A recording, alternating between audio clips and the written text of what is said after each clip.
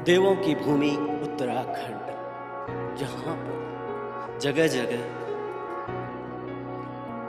देवी देवताओं को पूजा जाता है।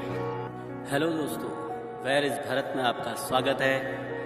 आज मैं आपको एक ऐसी डॉक्यूमेंट्री से रूबरू करूँगा जो पहले सिर्फ आपने कहानियों में सुनी है। ये डॉक्यूमेंट्री है राजा रघुनाथ यानी भगवान राम। जैसा कि कुछ लोग मानते हैं, महासु के ही एक रूपों में राजा रघुनाथ को भी माना जाता है। मैं इस यात्रा वृत्तांत के बारे में आपको विस्तार से कुछ जानकारियाँ दूंगा। उसमें जो भी त्रुटियाँ होंगी क्षमा कर दीजिएगा और कमेंट में मुझे बताएं कि असल में जो जानकारी आपको गलत लग रही है उसके बारे में सही जानकारी आपको क्या लगती है। मुझे ईमेल या कमेंट में बताएं, जिससे मैं आने वाली अगली वीडियो में उसका सही से व्याख्यान कर पाऊँ। जैसा कि मेरी जानकारी के अनुसार उत्तरकाशी जिले के नौगांव ब्लॉक में कोडरपट्टी, जिसमें 27 गांव शामिल हैं, इसी में टांसिया एक जगह जहां पर सबसे पहले पालकी जाती है। यहाँ पट्टी गोटर का सबसे प्रसिद्ध मेला टांसिया का मेला लगता है, जो काफ़ी ऊंचाई पर स्थित है। यहाँ पर लोग दूर दराज से लोग मेले को देखने और उसका लुत्फ उठाने आते हैं। काफ़ी मनमोहक और सुंदर दृश्यों से सजा मैदान, उसी के ऊपर भगवान राजा रघुनाथ की डोली, इसको हमारे यहाँ लोकल भाषा में पालकी भी कहा जाता है। यही से इस राजा रघुनाथ की पालकी के इस साल के भ्रमण का विधिवत उद्घाटन होता है। राजा रघुनाथ की पालकी का पूरे 27 गांव गोडर में भ्रमण होता है। इसमें शुरुआत होती है खवंडी से, और किस तरह से खवंडी से होते हुए ऊपरी गोडर और पहाड़ों से होते हुए निचली गोडर के तरफ आते हैं, जिसमें बड़ोगी और फिर रिखाओं के बाद मातला के लिए प्रस्थान करता है। और मातला से इस डॉक्यूमेंट्री का आगाज कर रहा हूँ। पहाड़ों और पगडंडियों के पुराने समय के रास्ते बने हैं, तो इस तरह से धीरे धीरे गांव की तरफ देवता राजा रघुनाथ को लाते हुए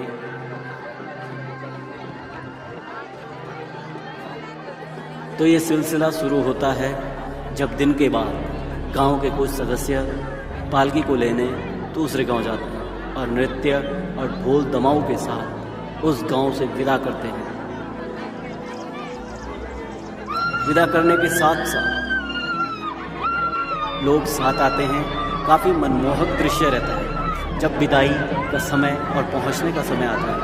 काफ़ी सुंदर और मनमोहक पांडव नृत्य देखने को मिलता है, जिसमें भूत, मसान, देवी देवता सभी लोग एक साथ देव दर्शन के रूप में अपने अंदर कंपन को महसूस करते हैं। और फिर शुरू होता है पांडव नृत्य। कहा जाता है कि इनके साथ सभी भूत, मसान, जितने भी देवी देवता, नाग, शेषनाग, सभी लोग एक साथ दिखाई देते हैं। मुझे कहीं भी इस बारे में कोई जानकारी पढ़ने को तो नहीं मिली। मैंने काफ़ी जगह रिसर्च भी की पर कुछ नहीं मिला। बस इतना ही सुना है कि पुराने समय में जो राजा महाराजा होते थे वह हर जगह खुद नहीं जा पाते थे। इस वजह से वह अपनी पालकियां बनाया करते थे, जो पर्वतों से होते हुए पूरे इलाके में भ्रमण करती थी। क्योंकि पुराने ज़माने में जो राजा होते थे उन्हें भगवान का ही रूप माना जाता था। ऐसा कहा जाता है कि भगवान ने ही उनको राज करने के लिए भेजा।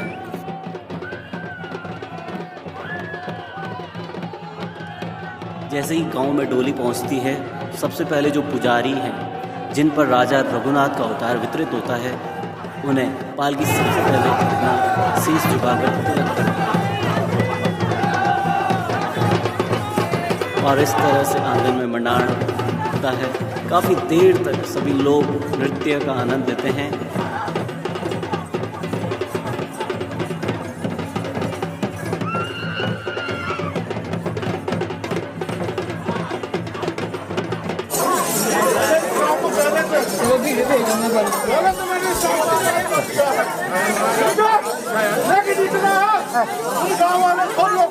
मैं तुम्हारे खाते में पैसा 2 रुपए रखूंगा और तुम्हें मैं ही रख दूंगा, ठीक है? मैं पूरे क्वार्टर में कहीं पर लड़ हो सकता था, लेकिन तुम्हारे खाते को मैंने बाजी नहीं जान को पैसे में रखूंगा, ठीक है? लेकिन इधर मैंने यहाँ पे मैं वहाँ दोपहर खाना बुढ़े में तो मैं नौकरी मारने वाला तो मैं खाते हैं, ठीक है? अगर सर और लड़की बनाया तो बोले शहर में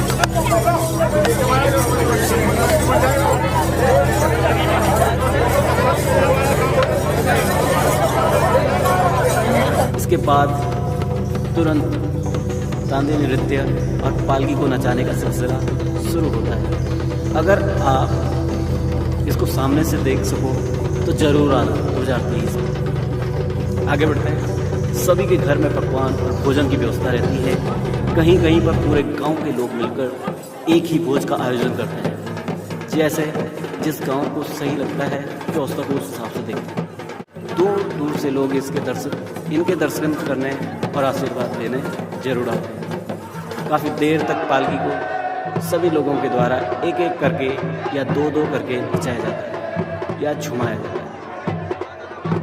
इसके बाद सभी लोग राजा रघुनाथ की पालकी यात्रा का जो विशेष बिंदु है कि इस पालकी में मांस और मदीना का सेवन वर्जित नहीं रहता, जिससे दूर दूर से मदिरा के शौकीन लोग मदिरा का सेवन और लुत्फ उठाने के लिए आते हैं और इनकी भक्ति में खो जाते हैं। खाना खाकर सभी लोग फिर से पालकी को नचाने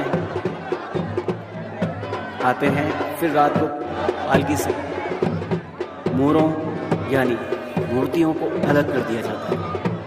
उसको निकाल कर गाँव का जो सियाणा होता है उनके घर में रखा जाता है। एक चीज़ मैंने यही देखी है कि कभी भी गांव के ब्राह्मणों के यहाँ नहीं रखा जाता, क्योंकि पुराने समय में सियाणा राजा का प्रतिनिधि होता था, जैसे कि आजकल मुख्यमंत्री का गांव में प्रतिनिधि प्रधान होता है। उस समय राजा का जो खास प्रतिनिधित्व होता था वो होता था सियाणा। इसी कारण से आज भी जब ये मूर्तियाँ खुलती हैं तो उनको सियाणे के घर में रखा जाता है और वहीं और लोग इनका दर्शन करते हैं, चढ़ावा चढ़ाते हैं।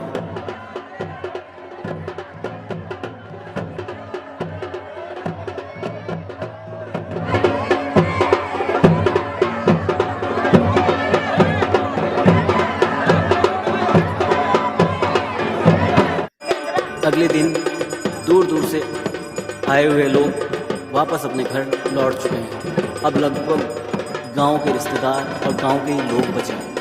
पूरे दिन भर पालकी के दर्शन और जाने की प्रक्रिया चलती रहती है।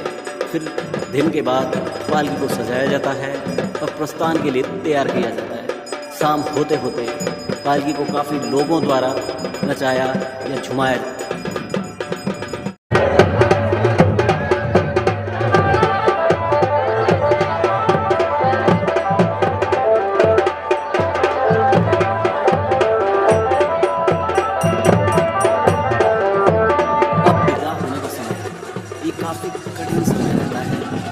जब त्योहारों का अंत होता है तो आंखें नम सी हो जाती हैं। काफ़ी चेहरे ऐसे ढीले हो जाते हैं कि अब फिर से वही रोज़ का काम और काम की चिंता में व्यस्त हो गए, क्योंकि यह एक श्रद्धा और ऊर्जा भर देने वाला त्यौहार है। लोगों को इस त्यौहार का काफ़ी इंतज़ार रहता है। किसी भी त्यौहार या फंक्शन में लोग जाएं या ना जाएं, इस यात्रा में ज़रूर शामिल होने की कोशिश करते हैं, जिससे काफ़ी सारी चीज़ें इस यात्रा वृत्तांत में उनको देखने और महसूस करने को मिलती हैं।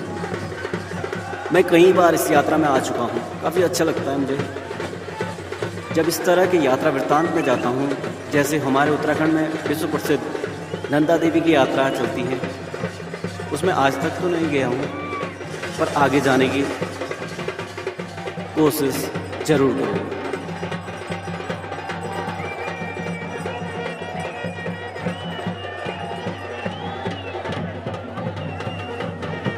विदाई का समय है।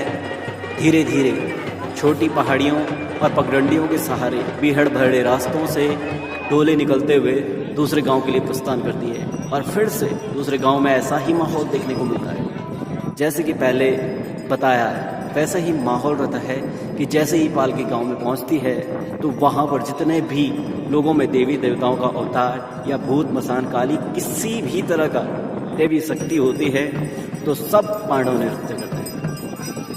इस बार इस यात्रा में मैंने 4 गांवों की यात्रा की जो काफ़ी सुकून भरी रही, काफ़ी मनोरंजन किया मैंने इन 4 दिनों में। काफ़ी शानदार सफ़र रहा मेरा ये इन 4 दिनों का। आगे बढ़ते हैं। आगे आप लोगों से ये भी आग्रह रहेगा कि आप भी ज़रूर आएँ, इस यात्रा में जाएं, जिससे काफ़ी चीज़ें देखने को मिलेंगी। साथ साथ में एक सुकून देने वाला माहौल मिलेगा। आपको ऐसा प्रतीत होगा कि जन्म जन्मांतर के पापों को पुण्य के रूप में पा लिया है। इस डॉक्यूमेंट्री का सबसे मेन जो मकसद है वो यही है कि जितनी भी अभी तक जो जानकारियां हैं वो अधूरी और तर्कसंगत नहीं है। इसके बारे में किताबों में जिक्र नहीं मिलता। जहाँ कहीं भी लिखा भी हो वहाँ भी कम ही मिलता है, कम ही शब्दों में इसका ध्यान होता है। अभी तक यह हमारे एक लोगों से दूसरे लोगों तक होते हुए बातें पहुंची है। ना किसी ने कहीं पर कुछ पढ़ा है ना कुछ लिखा है, क्योंकि सटीक जानकारी किसी के पास भी नहीं है। मेरा लोगों की भावनाओं को आहत करना नहीं है, बस यह चाहता हूँ कि सही जानकारी लोगों तक पहुँचे। और असल में है क्या, क्यों लोग मनाते हैं, क्यों लोग जाते हैं, क्या क्या इतिहास रहा है, क्या श्रद्धा का पात्र है, क्या है इसके पीछे की कहानी, हर कोई जानना चाहता है। जो भी इसके बारे में अधिक जानता हो वह मुझे मेल कर सकता है। डिस्क्रिप्शन में आपको मेरी ईमेल आईडी मिल जाएगी, आप मुझे कमेंट कर सकते हैं। रवाई जौनपुर घाटी में सबसे मेन कमी जो रही है कि यहाँ की चीज़ें किताबों में कम ही देखने को मिलती है। यहाँ पर लोगों ने चीज़ों को लिखा कम है, जिससे कुछ भी चीज़ें कहीं भी स्पष्ट रूप से पढ़ने, सुनने या देखने को नहीं मिलती। इस वीडियो के माध्यम से मैं आप सभी को शायद कुछ जानकारी दे पाया हूँ। उम्मीद करता हूँ आपको यह यात्रा वृत्तांत पसंद आया होगा। इसी तरह के रोमांचक सफ़र और यात्रा वृत्तांत, संस्कृति से जुड़े चीज़ों को देखने के लिए हमारे चैनल को सब्सक्राइब करना ना भूलें। वीडियो पसंद आया हो तो शेयर करें, लाइक करें, कमेंट ज़रूर करें। आपको वीडियो में क्या अच्छा लगा ज़रूर लिखें। अपना ख्याल रखें। धन्यवाद। जय राजा रघुनाथ।